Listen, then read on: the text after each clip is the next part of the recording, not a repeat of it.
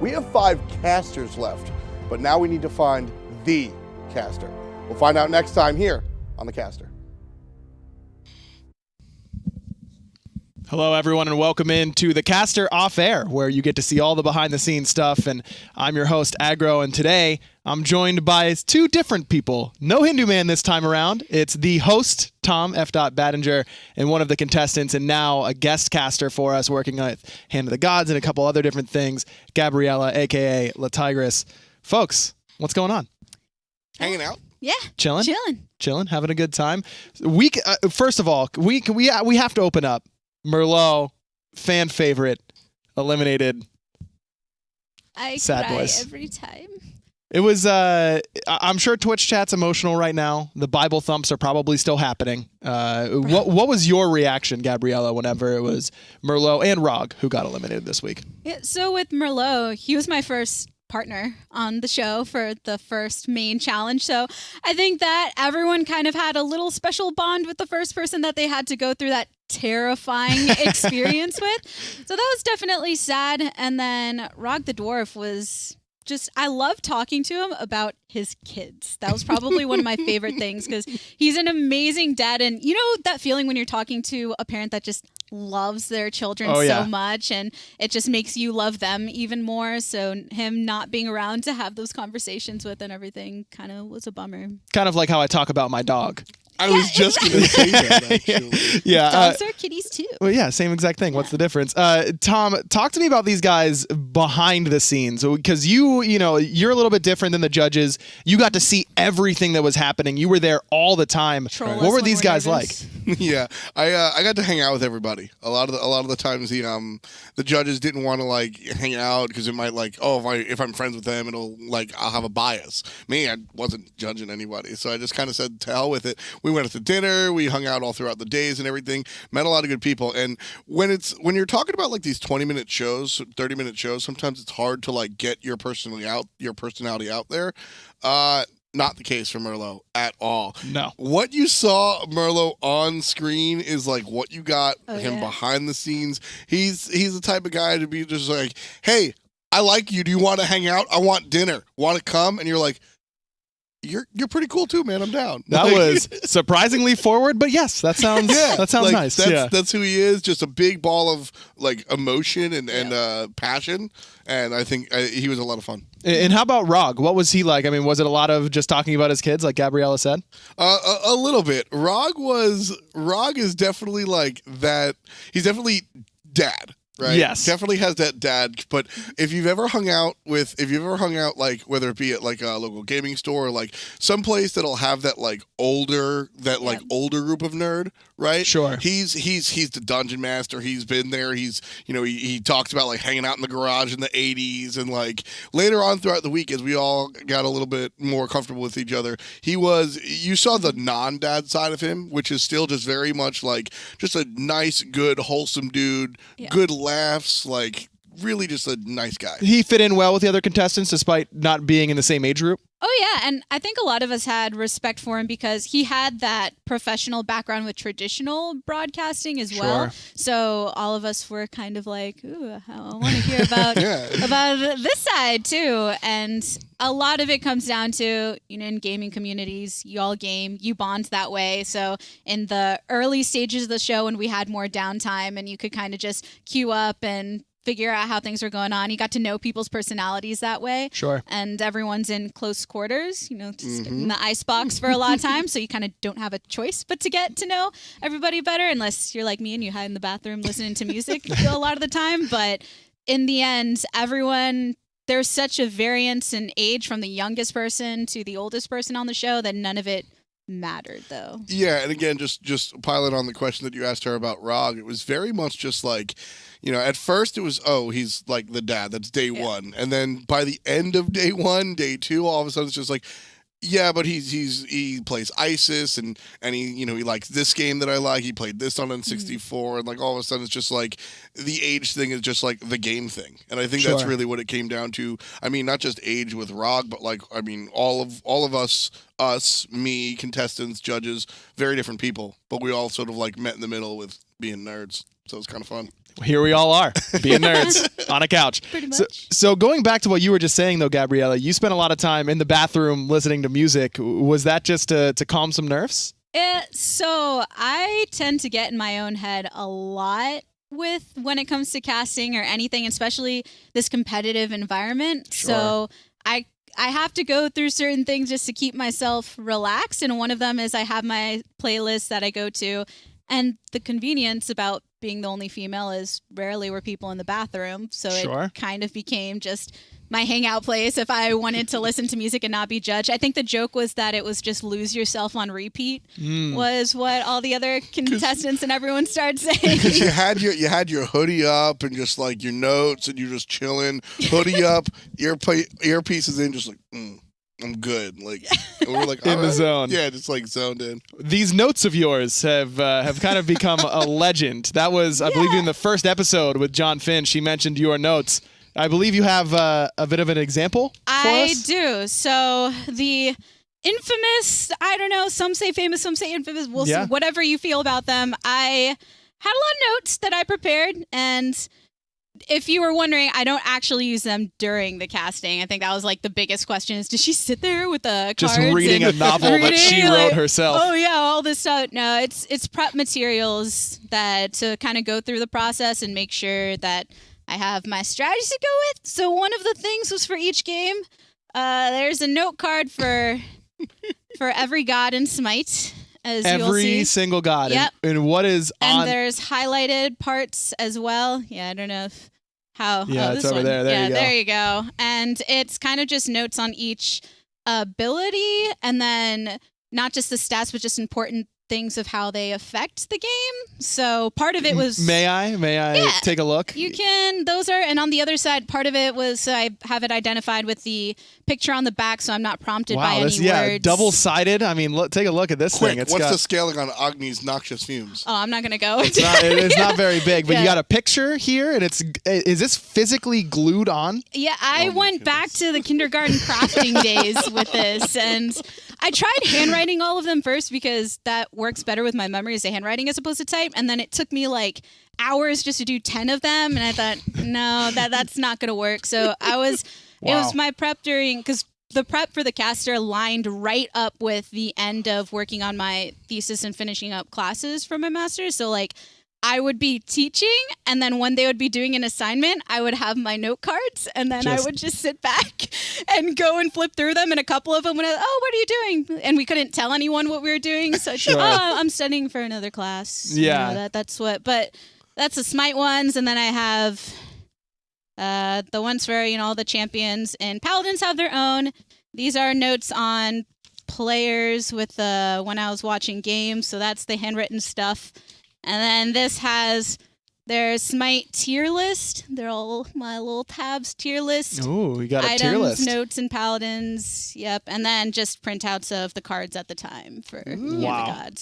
So that is preparation. That is a lot of it. A lot of preparation. I learned better by doing as opposed to just kind of passively. So it was more of if I put myself in a place to have to make these, then I've learned enough from the process of making, and then it's more of a psychological comfort thing to know that if I freeze up and I'm about to go into a cast and I forget everything about anything, then I can at least go and look at okay. You just got to shuffle through 90 flashcards 90. in order to get there. Well, that's they are definitely infamous or Yeah. famous, I guess. Yeah, I don't- Either one, certainly. I mean, Tom, you can speak to this. We do prep work, Yeah. but we don't do. This is something else. I mean, to be fair, it's not as if Smite is sort of this rolling ball of knowledge, right? Yes. And we've kind of been doing it for a Cumulative. while. That's the word. Right. Yeah. And like a new guide comes out and like our mind is here and we're like, okay, we'll file this under D Just for donut. Right? drop it Like, in. Yeah. When you're coming to a MOBA, right? Like I always joke around that like you need a thesis just to play a MOBA, right? Like I get it. I totally get it, and I'm with you. I like the process of writing stuff down helps you, and then like as a commentator, whenever you're like learning a new game or something, sure you want to watch the streams, you want to actually play the game yourself, but like jumping in and doing this level of prep work, like people, might have made a little bit of fun, But then people are making fun, but then also wanting to like see them and stuff too. So, Exactly. and I did share a little bit, when I'm prepping with them myself, I wanted to You do made so. some But fake ones. You're Oh, like, yeah. Jean Kui, he's got mixed all this of them super up. long range stun. Crazy God, man. I can't believe it. Make sure you're going to see this God for sure.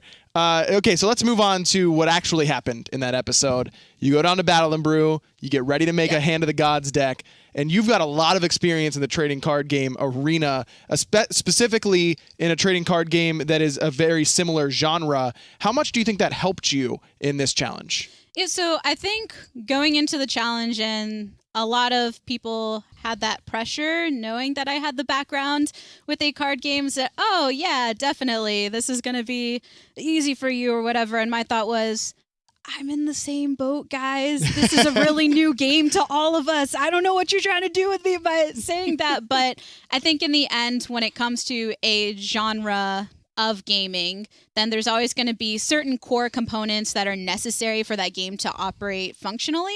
Sure. And then there's the differences, obviously, that make the game what it is. So at the very least, having that core did make me more comfortable when it came to that specific mini challenge of deck building. What did you see whenever you're walking around? All these people are building their decks. How many people were panicking? How many people looked confident? What was the kind of the vibe that you got from the contestants?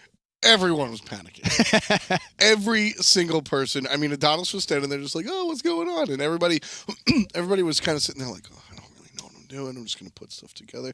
Oh, Adonis. So I think I'm going to go tempo-based, other words they've just like heard from other card games.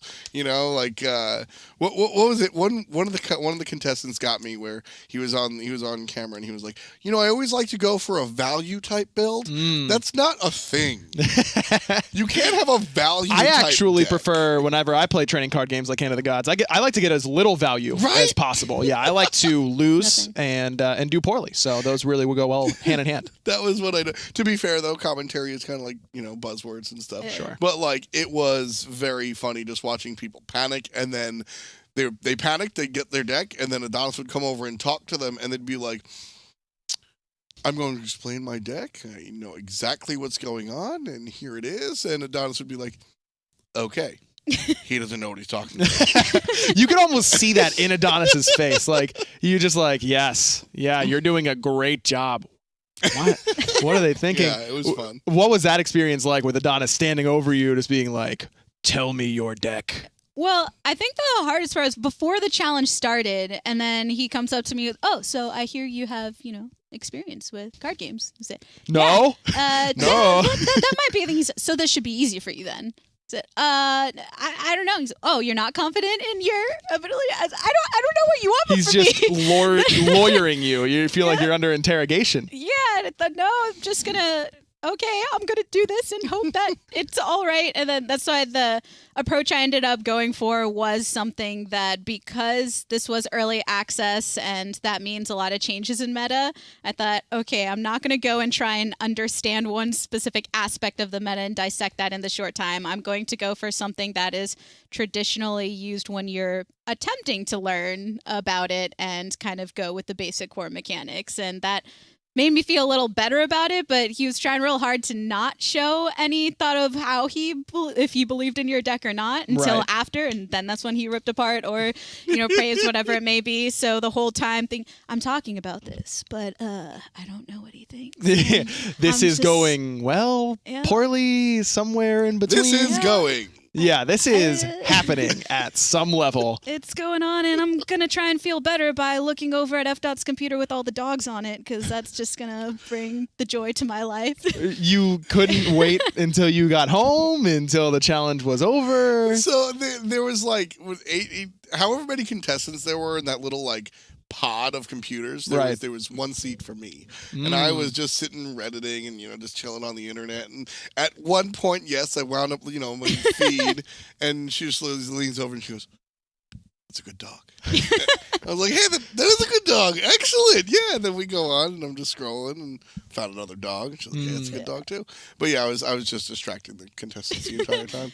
Great work. That's what I do. Yeah, that's what you do. So what you end up winning this challenge, and with that limited knowledge of everyone else's deck as they're explaining it to Adonis.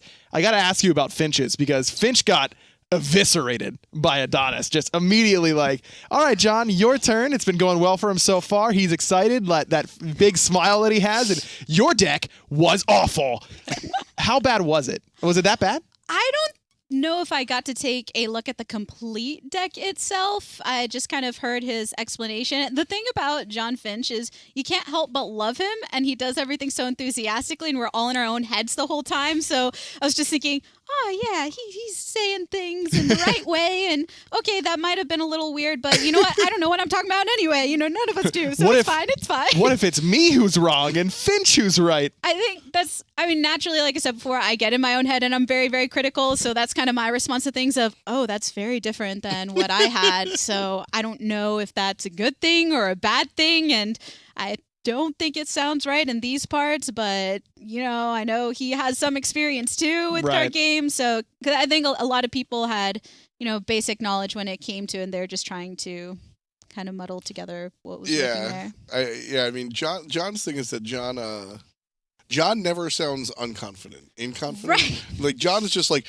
well, I stepped out of work today and the grass was purple, the sky was green, and I feel fantastic. And you're like, maybe it was green. Yeah, okay, he was like, really I just believe convinced. it. Yeah. And like hearing him, I remember specifically watching Adonis because he was just like, yeah, I went for this tactic and I went with this strategy, and that's why I chose these 3 specific cards, and I'm the best. And Adonis was just like, you are terrible. And like, it was just so, part of me thinks that it was because of how confident he was in putting just wanted to really shut him down. He was just like, and that's why I am clearly, it was just very funny. I think he was the last to go too. Oh, he was brutal. So you end up winning this mini challenge, which means that did you even partake in the main challenge? Ironically, I'm the guest on the off-air episode for the episode in which I'm not in a lot because I wasn't in there, which I'm okay with at that time. Was you're so nervous and you're thinking, well, that's one less chance for me to get eliminated if I'm chilling. Well, that's what I was going to ask you. This is in your wheelhouse. You're more comfortable with Hand of the Gods than you are with Paladins or Smite. Were you disappointed that you didn't get a chance to show your stuff in your sort of realm? Yeah, a bit. I think one thing more than anything else with this show, and I'm sure a lot of the contestants can agree with me, is it was so great to get the feedback and the experience. So I was kind of bummed to not be able to do the challenge and then hear what the judges have to say, because that's what you want, right? To grow and actually improve. But, the immediate reaction was, so that means I make it to the next episode. A couple minutes to not freak out. Yeah, I get to relax a little bit. And then also, we didn't really get to see each other because of you can't really always, unless it was an advantage like Rog the Dwarf had when he won challenge. So this was the first time I would get to watch everybody. So I was kind of excited about that. But in the end, yeah, if you're a caster, you like casting. And if you're told that you don't get to, then that's a bummer. But, it's bittersweet. Bittersweet, exactly. Well, Rog and Merlot end up being the 2 who go out. And let's take a deeper look at why those 2 were chosen to be eliminated this episode. We'll start with Rog the Dwarf. Yeah, and it used to be, if you haven't played the Hand of the Gods in a while, it used to be you had to kill the enemy leader. Well, it's not quite the case anymore. You have these 2 summoning stones on the side, and those are your real targets. You want to get those down before the game ends. That's your main objective. That 5 that execute is, it will help him out in this situation, but you really want to get your gods and minions on the board to kind of defend from this, and it doesn't look like he's going to be able to summon more than 1 his next turn. Yeah, I can definitely see that coming up here pretty darn quick, especially as we're getting towards the bottom of the deck with only 6 cards left in each deck. It's coming down to the wire here. Somebody's gonna have to make a move. Yeah, +2 health to all the minions that she's summoning that turn as they come in, and that will be game. That will be the game. It's always hard to take a loss. The $10,000 would have been nice, but it's been such an awesome opportunity to come here and meet everybody and make all these great connections and hang out at High Res, and it's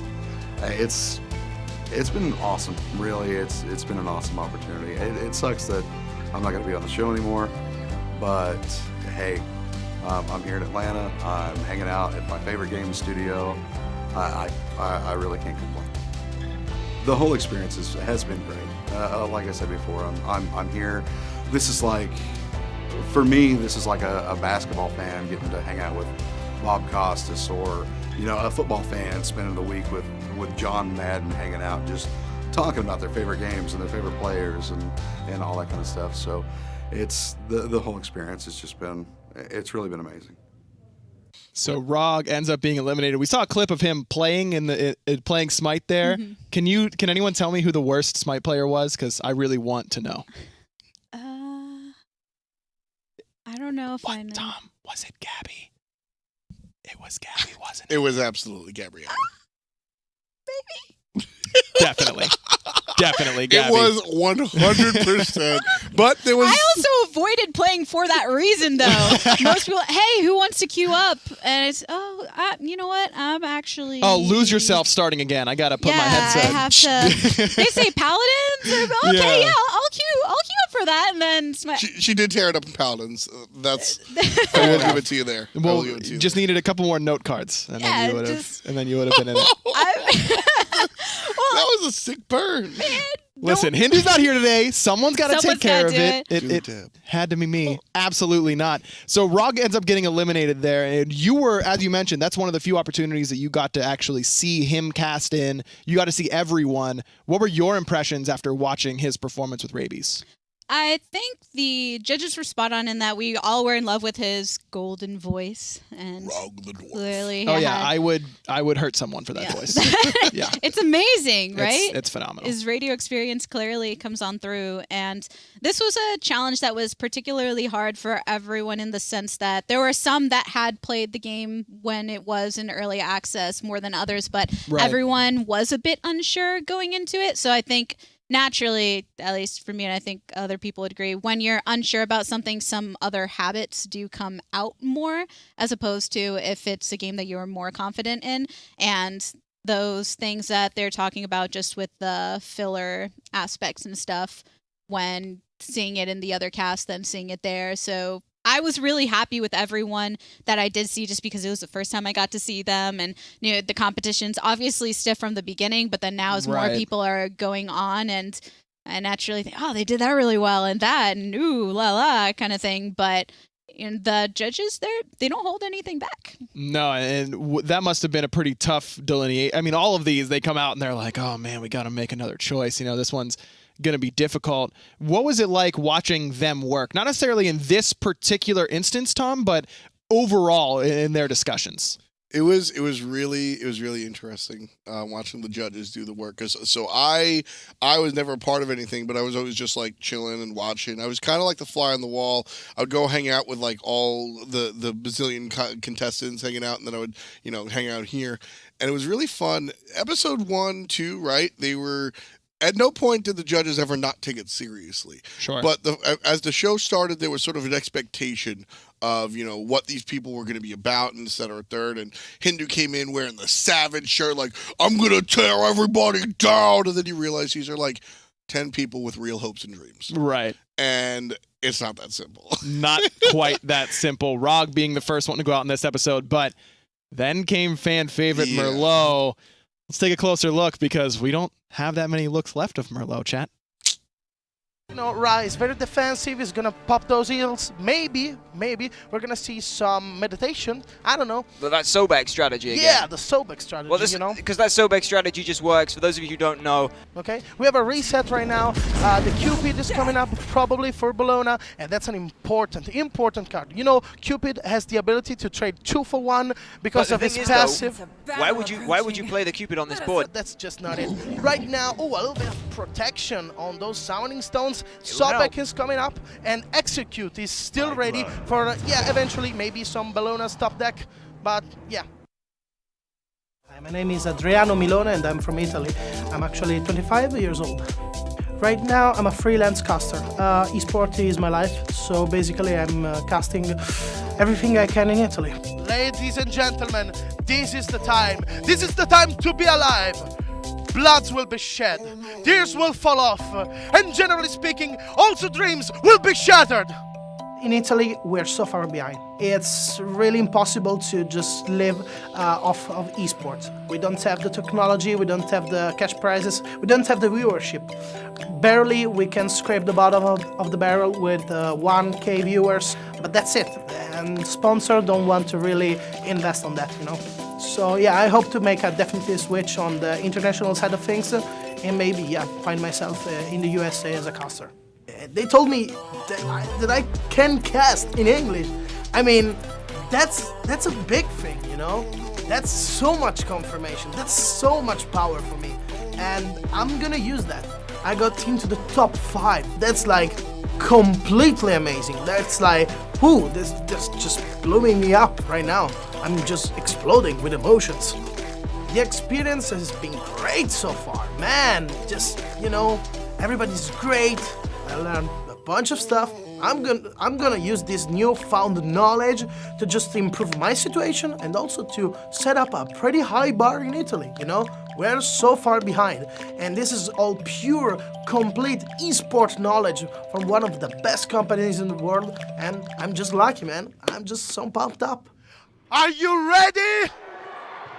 I said, are you ready?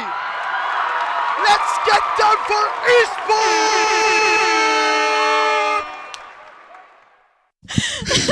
I'm ready. I'm gonna run through a wall right now, man. That was Just rip this intense. SNL. I think I can safely say, generally speaking, dreams were crushed. And a lot of them being in Twitch chat. What I mean, when Merlot and Rog walk in to the icebox and let everyone know that they were the two that got eliminated, what was your first reaction? It's sad every time because you naturally have a sigh of relief when you're not eliminated, but then you have to wait there. And it seemed like it was getting longer and longer each time that they're just taking their time with the people getting eliminated. So then we're just, okay. And they're both really, really great people. We don't want to say goodbye to anybody, and it just gets tougher and tougher. So you're sitting in top 5 right after this, and Tom, we've eliminated half of the contestants. I mean, you've already covered the big 3 games that Hi-Rez has to offer between Smite, Paladins, and Hand of the Gods. What was your expected next step at that point? They really were keeping us on our toes just because, I mean, the hosting challenge was in that episode, technical difficulties and all that. And now we've casted them all. So we didn't know if we were going to rotate through all 3 again or what. We didn't know what talent was available because, you know, if we were going to be doing things with other people or partnering with each other. So I think a lot of us were just trying to think incrementally. As I got past this, I just have to think not just every episode, but every mini challenge and then challenge at a time. Well, either way, I mean, everything looks like it was shaping up to be an exciting competition, and it certainly was. Guys, thank you so much for joining me today on Caster Off the Air. And it being Merlot's final episode, before we go to next week's preview, we're going to leave you with some of our favorite Merlot moments. It's unbelievable. You know, it's incredible. I was so much done for. I was so stressed. I was sweating bullets. Man, that Chronos is so good, so much swag, so much ShamWow. He's right there, he's keeping all the CCs in the right spot, and basically is just killing over and over and over. He's the man for the team fight. So Gabby, she's okay, she's amazing. I had the chance to talk with her, to know her a little bit more, and she's a shoutcaster. So we're done, we're Gucci. Because right now, you see they're doing a little bit of kiting. The spot is not that great, yet they're taking damage, and that's some free damage right there. That's the worst maybe trade of damages in the history of ever. I mean, are you ready? I said, are you ready? Let's get down for esport! Maybe I've overdone it a little bit. Morning, guys. Welcome to Hi-Rez Studios. You guys are going to be taking patch notes from Smite, Paladins, and Hand of the Gods, and you're going to be formulating what you think is the best patch note show. 3, 2, 1. Pinboards down, guys. You were one of the only people that allotted time for an intro and an outro, and your organization was perfect. You get to choose not only who your special co-host will be, but all 4 of the rest of your friends. Good morning, afternoon, or evening, ladies and gentlemen. My name is Hi-Rez Blur. Joining me is the wonderful, if not slightly eccentric, Tina. Hi. I'm actually extremely excited because as an art student myself, I love the design of the game. That's a pretty nice skin right now there. Yeah, I like it. Yeah. I am ecstatic to be working with Tina. I love the energy that she brings with this. I think it's going to really help me work on bringing forward that personality, just being genuine with this kind of stuff. I guess it's time for one of you to go home. Anyone prefer to go home, by the way, first of all? It's a really mean question. You never know. Listen, sometimes people fall on the sword, right? Like, you gotta give it a go. It's suspense. British people.